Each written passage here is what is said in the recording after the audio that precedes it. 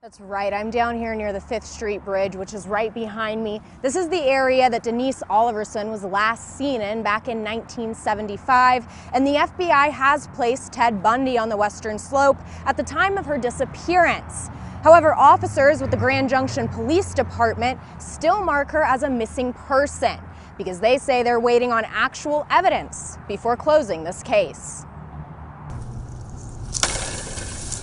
They say time heals all wounds. But some wounds never heal completely.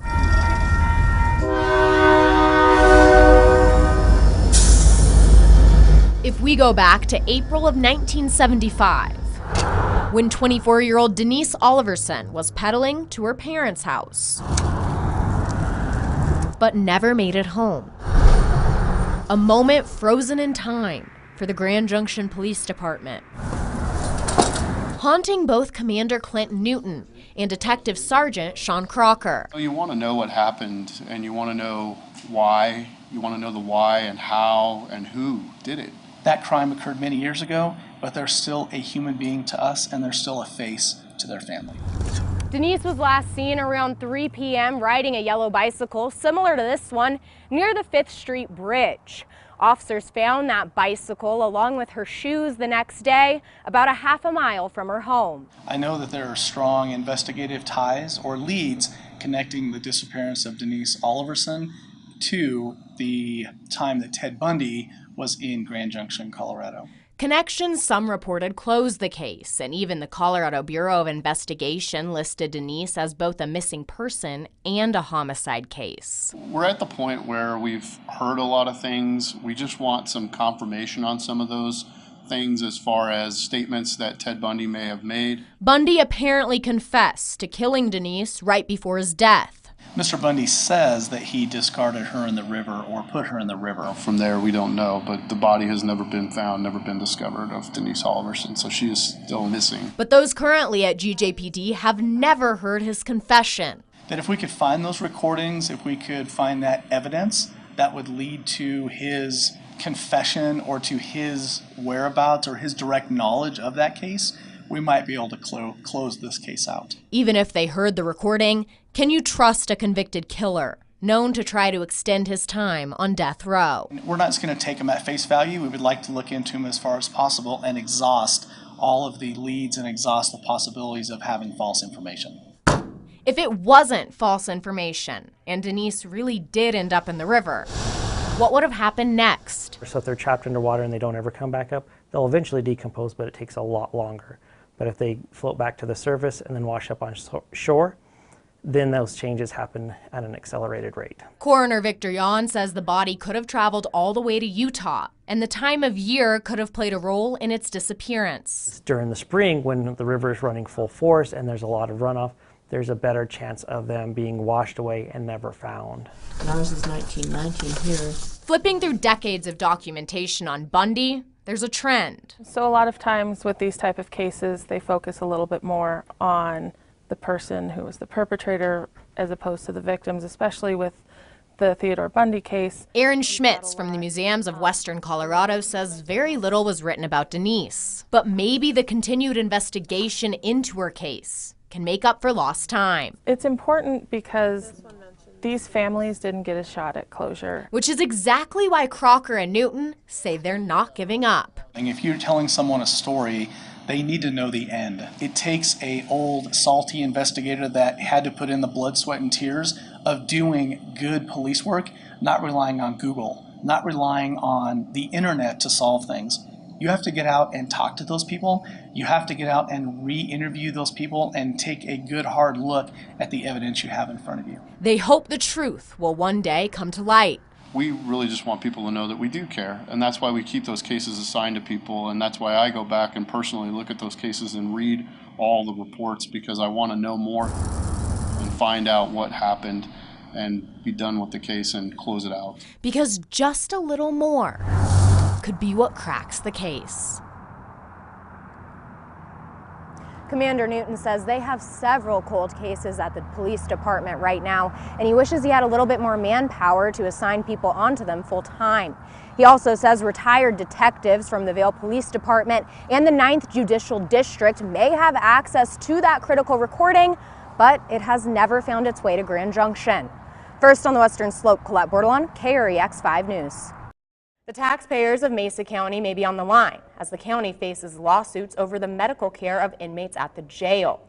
I've spent several months looking into the problems that have led to these lawsuits and found one active lawsuit and one family who plans to sue. Both led me back to the same company, which, as I found out, is no stranger to the courtroom.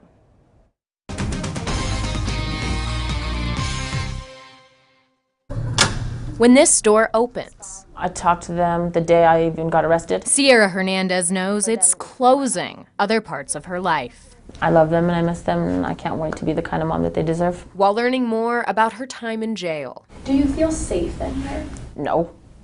Hernandez says a lot of the issues inside the Mesa County Detention Facility start with overcrowding. They don't have it all together. They're so stressed out from all the inmates that they've have here that they're taking it out on other inmates, and they don't even know what they're doing half the time because they're so stressed out. A company called Correct Care Solutions has a contract with Mesa County to provide the main medical services for the inmates, along with dental and mental health services. When inmates request one of these services, they send messages called kites. Would you say that medical treatment was adequate? How would you describe that?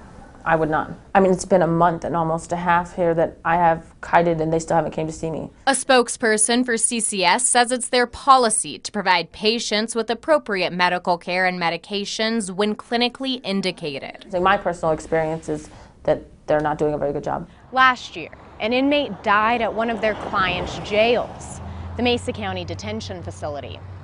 His name was Jesse Bynum. Jesse was arrested and was in the Mesa County Detention Facility, and he ultimately completed suicide. Jen Chisholm, Bynum's sister, says it's hard to understand how this could happen. KREX 5 News has records on Bynum's suicide, showing he was put on suicide watch and booking on September 6th, then removed from suicide watch on the 7th, and was removed from computer records on the 8th. On September 9th, he tried to flood his cell in booking and was taken to a cell in Cedar Pod. That's the maximum security unit. Around 20 minutes later, Bynum was found unresponsive in his Cedar Pod cell. I didn't know what was going on. You just don't know. Here they're in this building. You hope that everything's okay. You hope that things are being figured out, that they get what they need. Chisholm says her brother was taken in on a failure to appear warrant for domestic violence related charge, as well as a failure to comply warrant for a charge related to first-degree trespass. She says that he had a history of mental illness and had been on medication for mental health problems in the past. She claims that was medication he knew he needed. The biggest thing that he requested that I could see was his medication. Jesse was very aware when he needed things such as his medication to help stabilize himself. That was something he not only asked for pretty much as soon as he got in, but repeatedly, knowing that that's what would help his mental state. Bynum was placed on suicide watch after suicidal statements and behavior at the courthouse, where he also tried to choke himself with chain restraints on September 6th. In the contract between Mesa County and CCS, CCS says they employ a no-tolerance policy when it comes to suicidal gestures and threats. They say they treat all of them like the word bomb in an airport. Absolutely clear that he was asking for help. He was crying out for help. They knew it, and they chose not to take proactive steps to help him. Paula Bovo represents Chisholm in her planned lawsuit against CCS and Mesa County. They took him off of the holds that he should have been under, and in less than 24 hours, he committed suicide.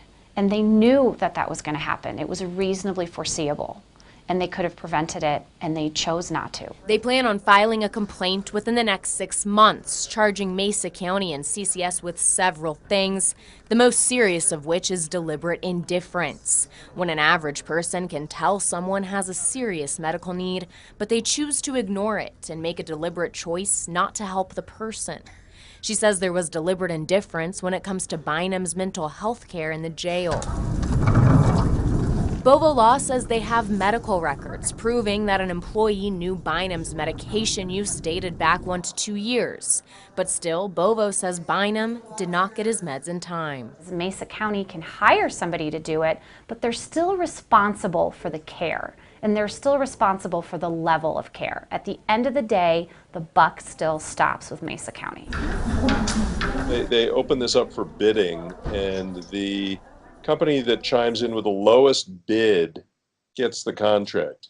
The lowest bid frequently means the worst care. David Lane is the attorney on another case against Mesa County, CCS, and employees of both agencies. Pages and pages and pages of lawsuits against CCS. This case is over the death of Tomas Beaufort, a developmentally disabled man who was at the Grand Junction Regional Center when he was accused of assaulting someone and was booked into the Mesa County Detention Facility.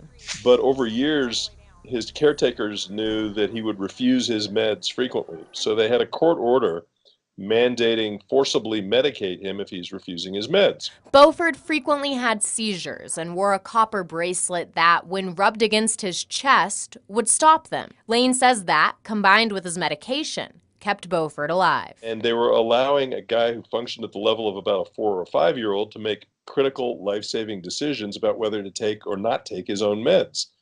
Predictably, he started having severe seizures, and he then died in the Mesa County Jail. Correct Care Solutions probably is most to blame. Lane says it's more than just how people are treated. He believes everyone should be concerned because it's their tax dollars ultimately paying for the problem. Citizens need to wake up to this because citizens are going to be paying the freight. We sue these jails when they do these things.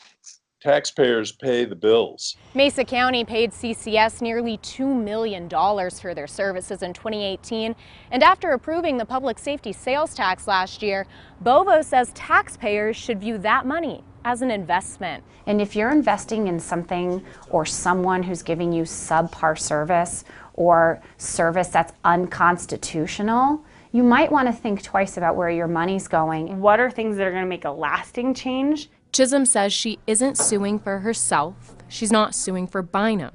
She's suing so another sister doesn't have to see what happened to her brother. I think the ultimate question would be, what do I get out of this? Like, why would I even say anything? Jesse's dead. Can't get him back.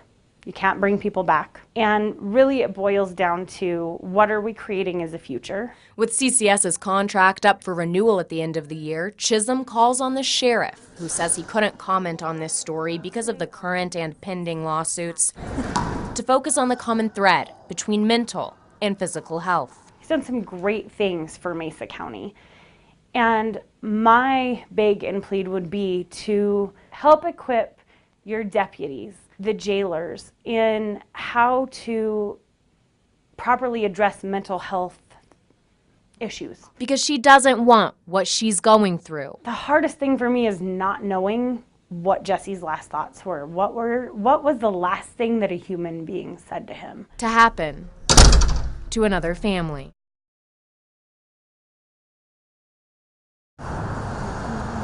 Within the mountains of Montrose, It's really horrific to think about. I don't like to think about it. there's a funeral home also operating a donor services facility, a place that claims they sell body parts for medical and scientific use. While there are other companies that do this, the fact that this facility is operating out of a funeral home has been a cause for controversy. News Channel 5 has confirmed that Sunset Mesa is under investigation by both the FBI and the State Office of Funeral and Crematory Registration. Because they are active investigations, they could not go into detail. But Matthew Boyle, who owned another funeral home in Montrose, says he has a reason to be concerned. Concern there that there's a lack of consent, that these family members may not be consenting to the body parts that are being sold. I've had families come to me after leaving her place that have been done wrong, just wrong. And Boyle is not the only Montrose funeral home director who questions the ethics of what Sunset Mesa was doing. We can be here to transport the body to one of those locations, But I think as a funeral industry, it's just something that our funeral home doesn't partake in. I just think it's something that we shouldn't be doing. We should let the professionals do it. We reached out to the owner of Sunset Mesa for comment, but the phone number for the business has been disconnected. The owner of the funeral home and donor services facility, Megan Hess, sent out a press release saying she's worked in Western Colorado for more than 15 years, and she's devastated to read false statements about her business and character. Colorado Mesa University told us they would never work with a place like Sunset Mesa to obtain body parts. We in no way, shape, or form ever purchase remains, nor do we ever sell remains. We use them for research and teaching here at the university. TJ Garcia is the owner of Grand Valley Funeral Homes here in Grand Junction, where they partner with an organization called Science Care, a donation company located in Denver. And in return for the donation, the family receives a cremation free of charge, and Science Care reimburses the funeral home for the travel fees. For training doctors on procedures, medical procedures, and just educational procedures as far as causes of passing, types of cancer. One of the biggest differences between partnering with Science Care and what Sunset Mesa does is the location of the donor facility. I've been doing this for about 11 years, and I've worked in New Mexico and Arizona, and during my career I've never seen a donation company and funeral home in the same type of facility. So I just feel it's unethical to have both in the same facility. He believes it's unethical to have a donor services facility within a funeral home. One of the reasons being that Sunset Mesa was dismembering the bodies themselves. The differences between what was going on in Montrose to what we're doing is night and day. We're working with an accredited company that just does this for a profession, and they have different locations throughout the United States. So this is something that it's not new to them or whatnot. So they're real reputable and take care of the families. This is not the first time Garcia's questioned the practices of Sunset Mesa. He told us about an incident from back in 2015 that he feels has still not been resolved to this day. We called the family and called the funeral home. Sunset Mesa said that they had the body there still. The family stated that they had cremains. So there was two different stories going on between two different people. And of course I'm going to take the family's word more than the funeral home, because that's, they would know if they have their loved one or not, and unfortunately we don't know if it was their loved one that they have or not. Garcia says one of the root causes of the issues surrounding Sunset Mesa is Colorado's lax laws regarding funeral home directors. There's no licensing required, so there's no accountability on certain things, so it's kind of like a free-for-all for funeral homes, unfortunately. And that's why we try to do everything by the book. Another issue in this story involves the Montrose County coroner, Dr. Tom Canfield. In Montrose, they use an on-call rotation. That means when someone passes away, the coroner's office uses the funeral homes to transport the bodies and will go through the rounds. Boyle says he was never put on the rotation and says the coroner unfairly directed business to Sunset Mesa and away from his business, Rose Memorial Parlor, which is now closed. However, those at Crippen Funeral Home say they have never experienced that kind of behavior after knowing the coroner for nearly 30 years. And the coroner's office says Boyle wasn't included because his funeral home didn't meet their criteria. Declined to receive the coroner's guidelines and policies, which actually are adopted from Colorado revised statutes. So he declined to receive those, and as such, he was not eligible for the rotation. As we reported, the Montrose County coroner decided to stop using Sunset Mesa to pick up bodies on the same day as that FBI raid on the facility. There are some pretty surprising ones listed in there, like Hope West. And there's also one we first reported on last February, right after the FBI raid on Sunset Mesa. That would be the Montrose County coroner, Dr. Thomas Canfield. I heard accusations against the coroner on a chilly morning in Montrose last year, so I went back into my files, and here's what I found.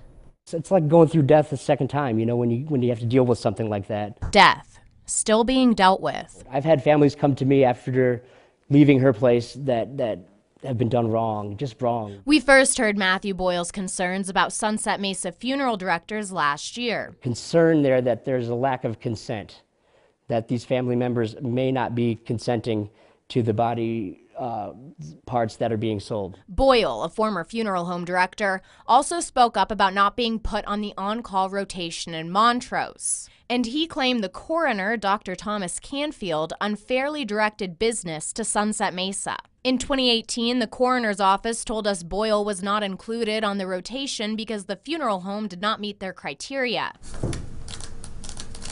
And now the coroner and Montrose County commissioners are on a long list of defendants in a class action lawsuit, alleging a criminal enterprise and civil conspiracy of persons and entities engaged in facilitating and profiting from heinous fraud committed upon bereaved families. The first defendant listed is Megan Hess, the owner of Sunset Mesa, and her parents. The suit says Sunset Mesa would dismember and sell the bodies for profit.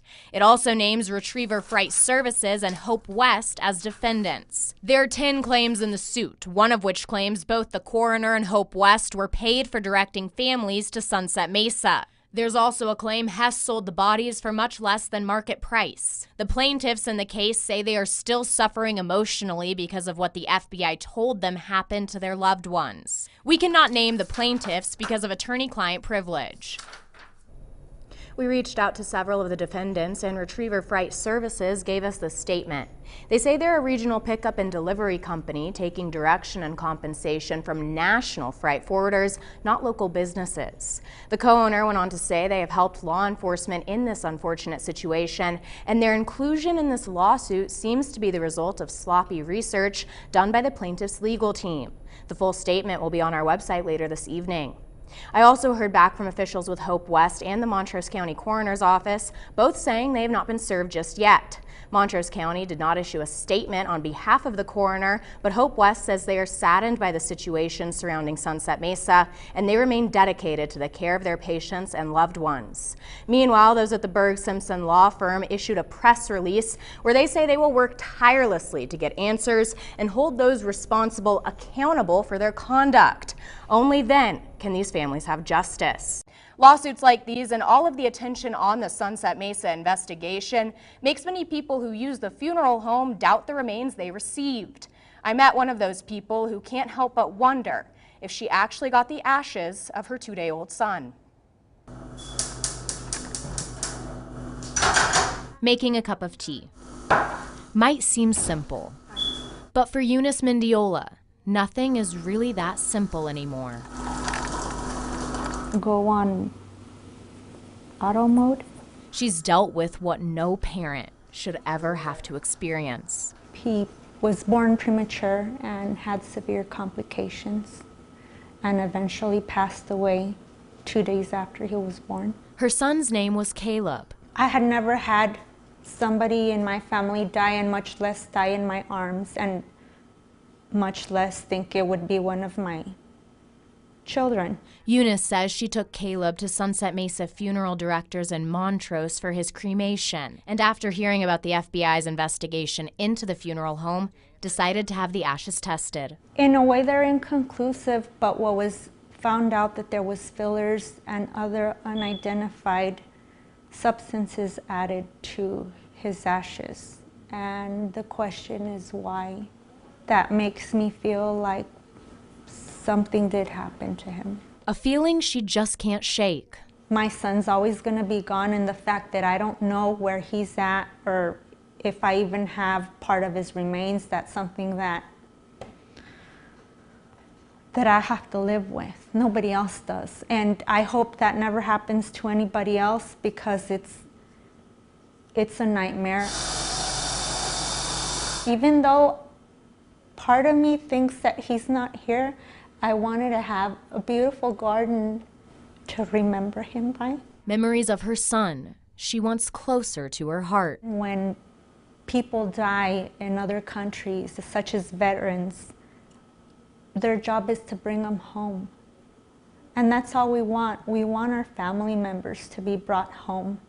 They belong home, and the fact that we don't know where they're at is unbearable. Mendiola says she wants to see changes in laws at the state level to make sure nothing like this ever happens to another person.